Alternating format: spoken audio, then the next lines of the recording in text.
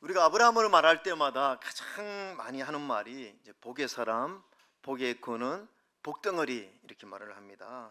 아브라함이 모든 것을 다 내려놓고 순종한 이유는 뭐냐면 하나님이 복을 약속하셨거든요. 그래서 우리 2절에 보면 내가 너로 큰 민족을 이루고 내게 복을 주어 내 이름을 창대하게 하리니 너는 복이 될지라 그랬습니다.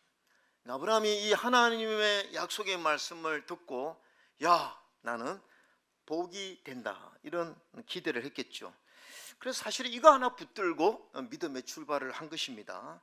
첫 번째, 하나님의 명령은 가나안으로 너가 가라는 것이죠. 아브라함은요 순종했습니다. 제가 지난번 말씀드렸지만 쉬운 길이 아닙니다. 1500km, 하란에서도 800km로 가야 되는 그 험난한 여정을 믿음의 순종을 통해서 출발한 것이죠. 그러면 아브라함은 아마 이렇게 생각했을 것입니다. 야, 이렇게 내가 떠나는 그 삶은 힘들지만 가나안에 도착하면 복이 기다리고 있을 거야. 하나님이 너가 복이 될지라 그랬으니까 이제 뭔가 하나님이 철저하게 완벽한, 그래서 아주 만사형통한 그런 복이 나에게 준비될 거야라는 생각을 했을지 모릅니다. 그런데 오늘 본문은 이렇게 시작하고 있습니다. 10절 한번 읽어볼까요? 10절 시작. 그 땅에 기근이 들었으므로 아브라함이 애굽에 거류하려고 그리로 내려갔으니 이는 그 땅에 기근이 심하였습니다. 오늘 본문에는요 그 땅에 기근이 심했다 이렇게 말씀하고 있습니다. 여러분, 아브라함이 있었던 갈대아 우르나 하란은 기근이 없었습니다. 근데 순종해서 가나안에 가니까 기근이 있는데 이 기근이 심했다고 말씀한 거예요. 여러분, 그래서 오늘 약속의 땅에도 기근이 오는가? 순종의 땅에도 기근이 오는가? 여러분, 저는요 우리가 예수 믿고 나서 항상 나는 이제 예수님 믿었으니까 내 삶은 만사형통이야, 뭐든지 이제 잘 풀릴 거야 생각했다가 갑자기 인생의 위기를 만나면요, 야, 이게 신앙이 막 쓰러집니다. 그래서 이런 신앙의 위기를 만난 거, 이걸 잘 극복해야 되는데, 그래서 이게 바로 믿음의 사람들이 건너야 하는 홍해일 수 있고요, 또 믿음의 사람이 정복해야 될 여리고성이 있습니다. 믿음의 길에는 항상 순탄하지만은 않습니다. 그래서 첫 번째가 뭐냐면 약속의 땅에도 심한 기근이 올 수가 있다는 것입니다. 왜 믿음의 삶을 살고 순종의 삶을 사는 그리스도인들에게 삶의 어려운 문제들이 닥치는지 이 이유를 우리는 정확히 다 알 수는 없습니다. 분명한 사실은 하나님을 전적으로 믿고 따르는 길에도 이런 환난과 고난과 어려움이 있을 수 있다는 것이죠. 또 하나는 믿음의 사람도요, 우리 인생에 찾아오는 심한 기근을요, 이거 무시할 수 없습니다. 여러분, 오늘 다시 한번 10절에 보면 이는 이 땅에 기근이 심하였더라. 여러분, 기근, 우리 여기 우리 젊으신 분들은, 저도 마찬가지지만 우리나라도 옛날에 참 못 살았죠. 그래서 보릿고개 시절이 있었다고 그러더라고요. 저도 보릿고개는 경험하지 못했습니다. 근데 여기 이제 연세 많으신 분들은 아마 그런 걸 경험했을 거예요. 참 이게 먹는 것이 없으면 엄청 고난이죠. 근데 이 기근이요, 심한 기근이 들었더라. 제가 우크라이나 전쟁 있기 전에 이전에 한번 우크라이나 현지 목회자 세미나를 한번 하러 간 적이 있었는데, 그때 시간이 되어서 키예프에 있는 홀로도모르 박물관에 한번 간 적이 있습니다. 그 작은 박물관이었는데요, 근데 원통에다가, 이 유리통에다가 쌀을 거기다 넣어놓은 거예요. 막 이렇게.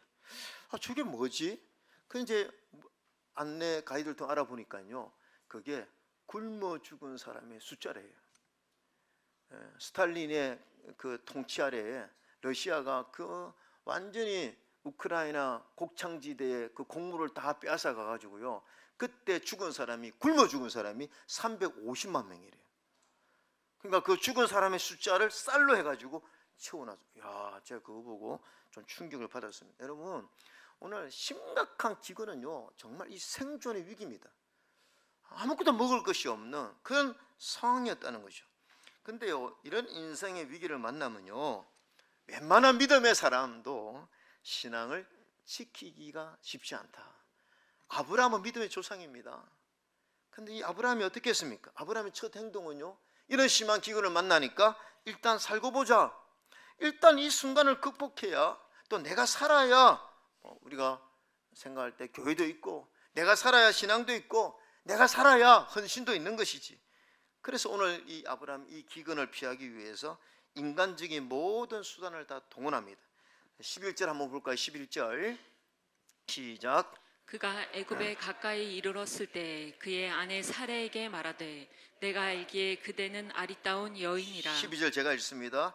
애굽 사람이 그대를 볼 때 이르기를 이는 그의 아내라 하여 나는 죽이고 그대는 살리리니. 13절 원하건대 그대는 나의 누이라 하라. 그러면 내가 그대로 말미암아 안전하고 내 목숨이 그대로 말미암아 보존되리라 하니라. 여러분, 이 세 구절만 보더라도 오늘 이 아브라함은요, 믿음의 조상인데 믿음이 어디 있습니까? 지금 믿음이 온데간데 없습니다. 하나님께 도움을 구한다든지 하나님께 엎드린다든지 그런 행동이 없습니다. 제단을 쌓는 일도 없습니다. 근데 오늘 이 아브라함에게는 두려움이 아브라함을 지배하는 것 같습니다. 저 두 가지 두려움이라 생각해요. 첫 번째는 어떤 두려움일까요? 지금 심한 기근이 왔으니까. 여러분, 심한 기근이 왔는데 지금 아브라함은 나그네예요. 정착민들도 지금 살기 어려운데 나그네였던 아브라함에게는요, 야, 내가 굶어 죽지 않을까, 내 가족들 다 굶어 죽지 않을까 두려움이 있었겠죠. 그래서 그 두려움 때문에 애굽으로 내려갔습니다. 오늘 바로 애굽으로 내려갔어요. 그럼 애굽으로 내려가면서 어떤 두려움이 있었습니까? 그 아내 사레가 너무 이뻤던 것 같아요. 그래서 야, 당신 그 당시에는요, 아내가 너무 이쁘면 그 아내를 빼앗고 그 남편을 죽이는 일이 허다했기 때문에 야, 내가 당신 때문에 죽을 수도 있겠다. 그러니까 아내를 하지 말고 우리 서로 여부를 하지 말고 누이를 하자. 이거 완전한 거짓말은 아니었어. 왜냐하면 아브라함의 아내였던 사레는 사촌지간이었거든요. 그렇게 했습니다. 실제적으로요, 이집트는 다 얼굴이 이렇게 피부가 감지 않습니까?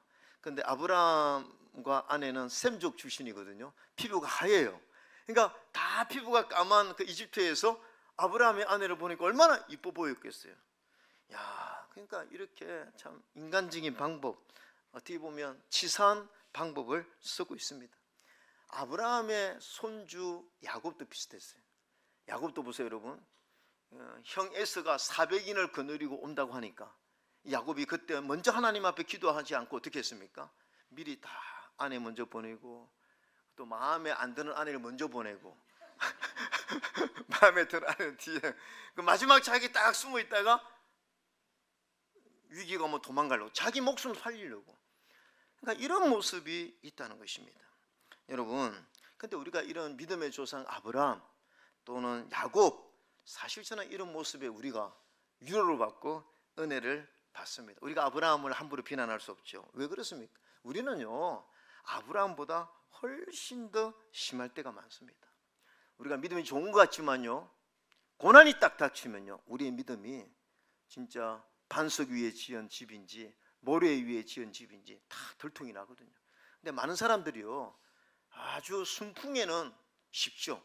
근데 우리 인생에 예기치 않은 고난을 만나면 우리의 믿음을 지키기가 결코 쉽지 않습니다. 그리고 믿음은 온데간데 없고 인간의 처세술만 남는 경우가 많죠. 왜 아브라함에게 이 두려움이 지배를 당하고 인간적인 방법과 수단으로 이 문제를 해결하려고 했을까요? 믿음의 사람인데, 사랑하는 성도님들, 믿음은 어디에서 옵니까? 내 의지력과 결단에서 옵니까? 아닙니다. 믿음은 하나님의 말씀인 줄로 믿습니다. 그래서 아브라함이 믿음이 생긴 것은 하나님의 약속의 말씀을 붙들었거든요. 그런데 오늘 갑자기 인생 위기가 오니까 하나님의 약속의 말씀을 잃어버린 거예요. 마치 베드로가 주님 바라보고 바다 위를 걷다가 그 파도를 보고 겁이 나서 주님을 놓친 것처럼 오늘 아브라함은 하나님의 약속을 잃어버린 것입니다. 우리가요, 믿음 생활하다가 두려움이 내 삶을 지배하면요, 하나님 의지하기 쉽지 않습니다. 그냥 사람을 의지하고 사람을 붙들거나 내가 평소에 의지했던 것들을 붙들고 하나님께 기도도 잊어버리고 모든 방법을 그냥 인간적인, 그래서 신본주의에서 인본주의로 내 삶의 모두가 바뀌는 경우가 참 많습니다. 뭐라고 합니까? 내가 그대로 인하여 안전하고 내 목숨이 그대로 인하여 보존하겠노라. 와이프로 인해서 내 목숨이 보존된다는 거예요. 아니, 믿음의 조상인 아브라함이 하나님이 나를 지켜주시면 내 목숨이 보존돼야 된다는데 내가 당신을 인해서 내 목숨이 보존된다. 그래서 여러분, 우리가 이런 인생 위기가 올 때 참 우리의 연약함이 있다는 사실을 알아야 됩니다. 저도 사실은 좀 부끄러운 고백 드리면요, 제가 이제 강남중앙교회 부교육자로 있다가 개척을 결단하고 갑자기 두려움이 오기 시작했는데, 기도하면서 말씀을 읽는데 예레미야 애가의 말씀이 가슴에, 여호와가 나의 기업이다. 그 말씀이 얼마나 감동이 드는지.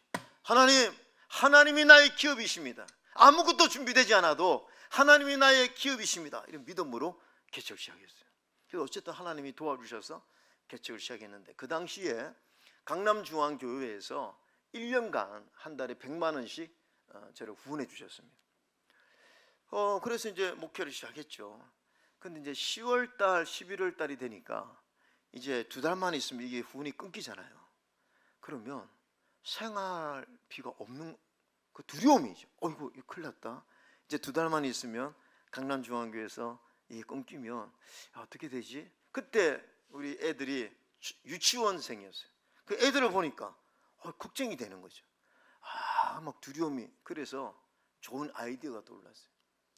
아르바이트를 해야 되겠다. 그래서 제 아내에게, 여보, 우리 목회는 장기전이야. 이거 개척해서 성도들도 얼마 없고 하는데 이거 생활도 어렵고 하니까 우리 목회 장기전이니까 우리 아르바이트 하자고.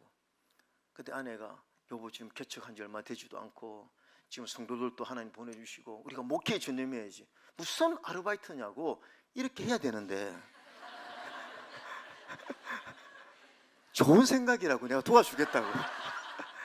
그래서 여러분, 절대로 아담 혼자 죄지은 거 아닙니다. 하와가 같이 한 거예요. 그래서 이제 생각해낸 게 우유배달. 내가 뭐 할 수 있는 게 있습니까? 우유배달. 그래서 우리 동네에서 하면 성도들 몇 명 되지 않은 성도들이지만 들킬 수 있으니까 우리 영통에 가서 하자. 이래가지고 밤 9시부터 새벽 4시, 5시까지. 그런데요, 제가 우유배달하면서 느낀 것이 있습니다. 우유배달은요, 머리가 좋아야 돼요. 왜냐하면 우유 종류가 얼마나 많은지. 서울우유자, 대자, 서울우유, 소자, 파스텔르, 대자, 파스텔르, 소. 그런데요, 제가 우유배달 느낀 게 뭐냐면, 저는 우유배달하면 우유를 많이 먹을 수 있을 줄 알았어요. 근데 하나도 못 먹습니다. 왜냐하면 100% 다 배달을 해야 돼요. 어떤 몇 톤은 서울우유 대자를, 또 몇 톤은 파스텔르 중자를, 이게 탁탁 이렇게 다 넣어야 돼요. 그래서 저는 이제 어쨌든 밤에 애들 재워놓고, 제가 요즘 나중에 우리 애들한테 참 미안한 게, 그때 애들이 자다가 일어나면 엄마 아빠가 안 계시니까 얼마나 두려웠겠어요. 근데 어쨌든 간에 그렇게 우유배달하고 하여튼 새벽 기도를 해야 되니까 열심히 우유배달하고 시간 맞춰서 샤워하고 새벽 기도를 인도하고 이러니까 새벽에 엎드리면 기도를 하는 게 아니라 자는 거예요. 그렇게 했는데 어느 날, 이제 그날은 좀 우유 양이 많았는데 이게 하나가 남은 거예요. 빨리 끝내고 새벽 기도를 하러 가야 되는데 하나가 남으면 이게 펑크가 난 거거든요. 보니까 어디에 제가 넣지를 않은 거죠. 그 이제 이게 급한 나머지 그 우유를 이렇게 막 빨리 배달한다고 던지다가 그게 떨어졌는데 터진 거예요. 그 우유가. 그러니까 막 짜증도 나고. 그거 어떻게 합니까? 그걸 이제 들고 엘리베이터를 탔는데 한참 내려오는데 한 6층인가 거기에서 어떤 여자 한 60대 된 여성분이 타는데 그분은 성령체를 들고 타더라고요. 아마 새벽기도 시간이니까 새벽기도로 가려고. 그래서 저하고 그분이 둘이 딱 타는데 저는 속으로 이분이 교회 집사님이신가 권사님이신가. 근데 그분도 저를 옆으로 물끄러미 쳐다보더라고요. 근데 그분은 성령책을 들고 있고 저는 우유를 들고 있고. 그런데 내리면서 아저씨 예수 믿고 구원 받으세요 이렇게. 그래서 제가 그 새벽에 하는데 이건 아니다. 제가 내가 그래도 목사인데 내가 전도해야 되는데 내가 전도를 받는 게 이게 뭐냐. 그래서 하나님 앞에 회개하고 내가 하나님께 맡기고 내가 이렇게 기도도 안 되고 이거 밤에 이게 목회에 전념해야 되는데 이렇게 하다 보니까 목회도 안 되고 기도도 안 되고 하나님 이거 그만두겠습니다. 그렇게 믿음으로 이렇게 만약에 그때 우유가 안 터졌으면 아직까지도 우유 배달했을지 몰라요. 제가 무슨 말 하고 싶냐면, 저도 믿음으로 시작해도요, 인생에 어느 정도 딱 두려움이 오니까요, 이 인간적인 생각이 나는 거죠. 인간적인 생각. 뭔가 인간적으로 자꾸 인본주의로 하려고 하는 생각이 들기 때문에 이런 우리의 연약함이 저와 여러분에게 다 있다는 것입니다. 오늘 아브라함이요, 한 번 딱 순간에 위기가 왔다면 어쩜 이걸 극복했는지 모르는데, 우리의 그 위기가 계속 겹치면요, 믿음은 좋은 사람도 이렇게 좌절하고 넘어질 수 있는 거죠. 오늘 말씀해 보니까 창세기 12장 9절에 보니까 점점 남방으로 옮겨갔더라. 이게 뭡니까?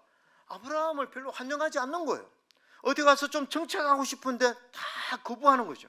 그러니까 점점 내려가는, 이거 땅 한 평도. 그래서 사도행전 7장 5절에 보면 이렇게 말합니다. 그러나 여기서 발 붙일 만한 땅도 유업으로 주지 아니하시고, 땅 한 평도 자기 돈으로 살 수 없는 그런 입장에 있는데 점점 남방으로 옮겨가는데 아니나 다를까 또 심한 기근을 만난 거예요. 여러분, 이렇게요, 고난이 겹치면요, 사람은 쉽지 않습니다. 아무리 우리가 믿음이 있어도요, 그 믿음을 지키기가 쉽지 않다는 거죠.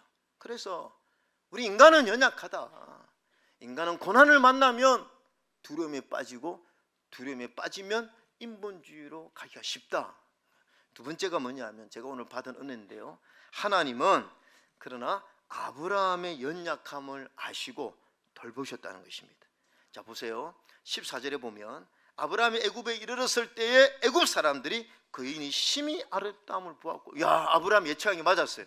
너무 사례가 그 이집트인들이 볼 때 너무 이뻤던 거예요. 그러니까 15절에 바로의 고관들도 그를 보고 바로 앞에서 칭찬함으로 너무 이쁜 여성이 왔다고 그 여인을 바로의 궁으로 이끌어 들인지라. 그 보니까 이 사례의 오빠, 아브라함이 오빠라고 그러니까, 이 오빠에게 그 여동생을 아내로 맞이하기 위해서 엄청난 선물을 또 줍니다. 자, 16절 읽읍시다. 16절 시작. 이에 바로가 그로 말미암아 아브라함을 후대함으로 아브라함이 양과 소와 노비와 암수나기와 낙타를 얻었더라. 너무 이쁜 아내 여동생이니까 그 오빠에게 막 엄청난 선물을, 왕이니까 주었습니다. 여러분, 이제는요 완전히 지금 아브라함이 외통수에 걸렸어요. 왜냐하면 죽음이 두려워서 거짓말했는데 죽음은 보존돼요. 생명은 보존되는데 어떤 외통수에 걸렸습니까? 이제 아내를 합법적으로 한마디 말도 못하고 빼앗기게 생겼어요. 왜냐하면 아유 아닙니다. 내가 거짓말했습니다. 원래 내 와이프인데 내가 겁이 나서 누이라고 했습니다. 이러면 어떻게 되겠습니까? 거짓말한 죄로 바로도 죽음을 당하겠죠.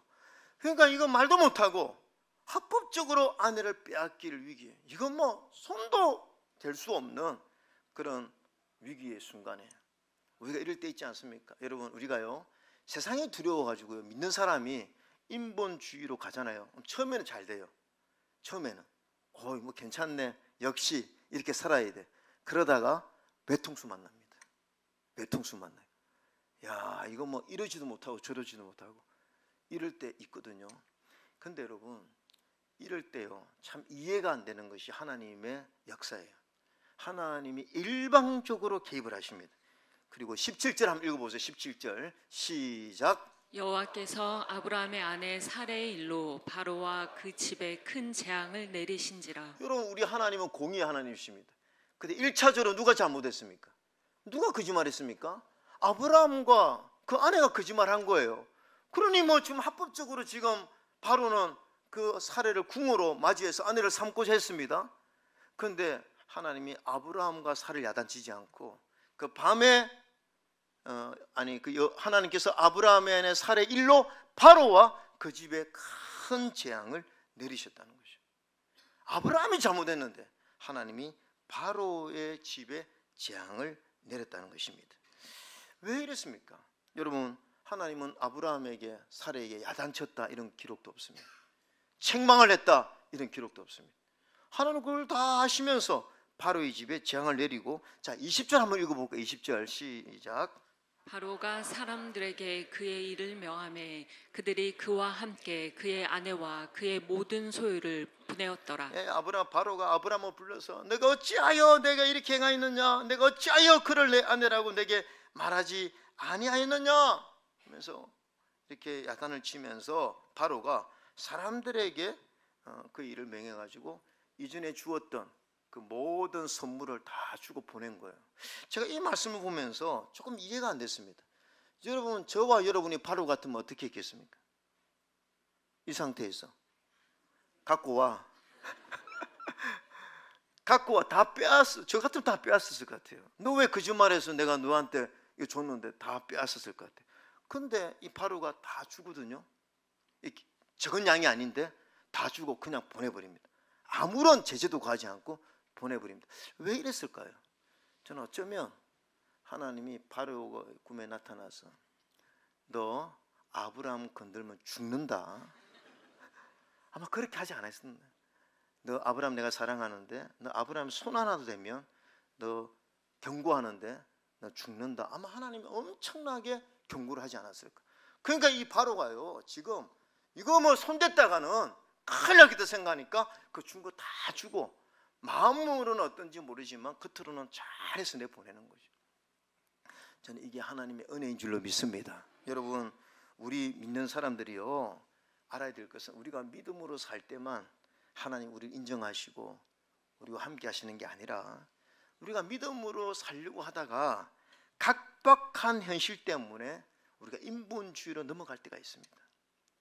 너무 또 고난이 닥치면요, 우리가 신앙을 조금 나태하게 할 때도 있고, 그렇게 할 때 하나님이 그러한 우리도 사랑하는 줄 믿으면 아멘 합시다.